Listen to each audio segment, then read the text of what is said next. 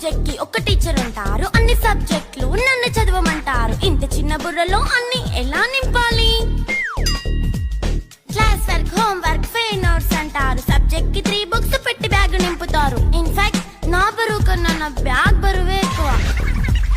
క్వశ్చన్లు, ఆన్సర్లు, సర్ప్రైజ్ టెస్టులు తమ్మి దాటుకొని మళ్ళీ స్కూల్ వ్యాన్ ఎక్కేసి అమ్మయ్య ఇక ఇంటికి వచ్చేసామనుకుంటే మార్క్స్ తక్కువ వస్తే చెయ్యాలి అసైన్మెంట్. రిపోర్ట్ కార్డ్ చూపిస్తే ఇంట్లో ఉన్న పనిష్మెంట్. హోమ్ వర్క్ చేయమంటూ మమ్మీ చంపుతుంటుంది. ట్యూషన్ టైం అయిందని డాడీ తరుముతుంటాడు. డాన్స్ క్లాస్ కి వెళ్ళమని తాతయ్య తిడతాడు. స్నాక్స్ తిని వెళ్ళమని నాన్నమ్మ ఆపుతుంది. ఇక అన్నీ అయిపోయాక కాసేపు టీవీ చూద్దామంటే మమ్మీ ఎంట్రీ ఇచ్చింది. బెడ్ ఎక్కమంది. చిన్న నాప్ తీసేలోపు తెల్లారిపోయింది. అయ్యో మళ్ళీ మొదలు ఈ స్కూల్ కష్టాలు.